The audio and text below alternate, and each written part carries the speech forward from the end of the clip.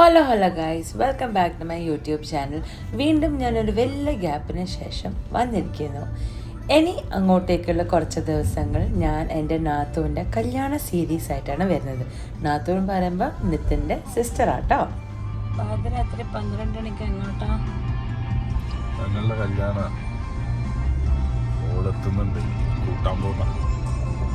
On the way from Calicut to Kochi. എൻ്റെ കൊച്ചിയിൽ ശ്രീ എത്തിയിട്ട് നമ്മൾ ഷോപ്പിംഗ് ആയിരിക്കും. പിന്നെ to Palakkad. 1 week of kalyana vibes only. സമയം 12:01 കണ്ടോളൂ.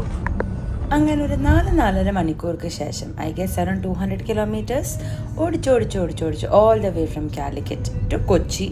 നമ്മൾ അങ്ങനെ കൊച്ചി എത്തിയിരിക്കുന്നു. പാതിരാത്രി പുലർച്ചെ കേട്ടോ എത്തിയപ്പോഴത്തേക്ക്. ഇതാണ് നമ്മളെ കല്യാണ പെണ്ണ് Sreelakshmi. She has come down from US കല്യാണം കൂടാൻ വേണ്ടിയിട്ട്. അവൾ അന്ന് എത്തി. അന്ന് രാവിലെ കുറച്ച് നേരം ഉറങ്ങും എന്നൊക്കെ കരുതി നമ്മളൊക്കെ ഉറങ്ങി ക്ഷീണം മാറ്റി. ചെക്കനും പെണ്ണും ഉറങ്ങിയതേയില്ല. പിറ്റേനെ തൊട്ടിട്ട് അങ്ങ് ഷോപ്പിങ്ങിൻ്റെ പൂരായിരുന്നു.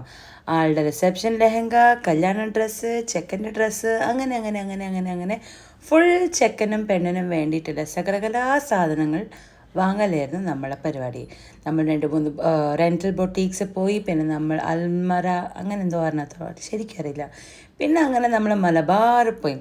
പെണ്ണിനും ചെക്കനും മോതിരം വേണ്ടേ, അങ്ങനെ മോതിരം വാങ്ങാൻ. അന്നത്തെ ദിവസം എത്ര പെട്ടെന്ന് പോയെന്നുണ്ടെങ്കിൽ നമുക്ക് ആർക്കും അറിയില്ല. ആ ഷോപ്പിങ്ങിൻ്റെ ക്ഷീണം മാറ്റാൻ നമ്മൾ കൊച്ചിയിലുള്ള അത്യാവശ്യം ഫേമസ് ആയി തോന്നുന്നു അരിപ്പ എന്ന് പറഞ്ഞ റെസ്റ്റോറൻറ്റിൽ നിന്നാണ് ഫുഡ് കഴിച്ചത്. മോശമില്ല, ഓക്കെ ആയിരുന്നു. പക്ഷേ എങ്കിൽ ക്ഷീണം കൊണ്ടും നമുക്കൊക്കെ നല്ല ടേസ്റ്റായിട്ട് തോന്നി കേട്ടോ. എല്ലാവരുടെയും മുഖത്ത് ആ ക്ഷീണം നിങ്ങൾക്ക് കാണാം. Because from morning we have been running around for stuff. അത് കറക്റ്റാണ്.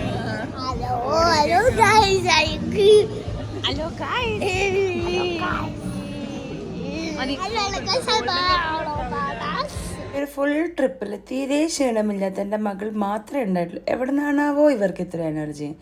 ഫുഡൊക്കെ അടിച്ചതിന് ശേഷം ഞാനും എച്ചു പൊഴിച്ച് ബാക്കി എല്ലാവരും ഒന്ന് കണ്ണടച്ചിട്ടോ ഒന്ന് മയങ്ങി. പാവങ്ങളൊക്കെ ടയേർഡായിരുന്നു. അങ്ങനെ അന്നത്തെ പരിപാടിയൊക്കെ കഴിഞ്ഞിട്ട് നമ്മൾ തിരിച്ച് പാലക്കാട് വടക്കഞ്ചേരി നാട് പിടിക്കാൻ വേണ്ടിയിട്ടുള്ള ശ്രമം. സിംഗിൾ ഡേ പരിപാടിയായിരുന്നു കേട്ടോ. പക്ഷെ ഞാനൊരു കാര്യം പറയട്ടെ, ഞാൻ പറയാൻ മറന്നുപോയി തുടക്കത്തിൽ. ഈ ഒരു വ്ളോഗ് നമ്മളുടെ കല്യാണം വരെയുള്ള ഓരോരോ ഷോപ്പിങ്ങും കാര്യങ്ങളൊക്കെ അവിടെ ഇവിടെയൊക്കെ ആയിട്ട് കാണും. ബ്യൂട്ടി പാർലർ പരിപാടി, ആ പരിപാടി ഈ പരിപാടിയൊക്കെ ആയിട്ട് കേട്ടോ. അപ്പം ഒക്കെ കൂടെ ഒരു മിക്സ് മസാലയാണ്. ഒന്ന് അഡ്ജസ്റ്റ് ആണ് കേട്ടോ. ആ തൊപ്പി മാറ്റായിരുന്നു കല്യാണ പെണ്ണിന്. കെട്ടിന്നൊക്കെ ഇത് പാട്ടെ. നിങ്ങൾക്കൊരു പാട്ടൊക്കെ വെക്കായിരുന്നു.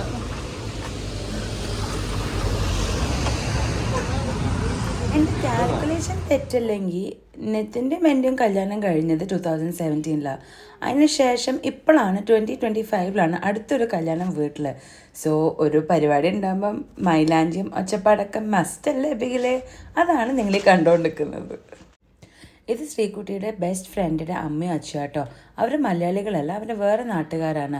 അവിടുത്തെ ഒരു കസ്റ്റമാണ് കല്യാണ പെണ്ണിന് വേണ്ടിയിട്ടൊരു ഗിഫ്റ്റ് കൊടുക്കുമ്പോൾ ഉള്ളൊരു ചെറിയൊരു ചടങ്ങ് പോലെ. അപ്പോൾ അവർ നമ്മളെ നാട്ടിൽ വന്നപ്പോൾ, നമ്മളെ വീട്ടിൽ വന്നപ്പോൾ അവർ ശ്രീകുട്ടിക്ക് ഒരു ഗിഫ്റ്റ് കൊടുക്കുമായിരുന്നു. അപ്പോൾ അവരുടെ കസ്റ്റം രീതിയിൽ ഒന്ന് കൊടുത്തതാണ്. അപ്പോൾ അന്നത്തെ ദിവസം വൈൻഡിങ് അപ്പ് നമ്മുടെ ഓഡിറ്റോറിയം ഡെക്കറേഷൻ എവിടം വരെ എത്തിയെന്ന് അറിയാൻ വേണ്ടിയിട്ടാണ്. It is on process. അപ്പം until I come again, adios amigos.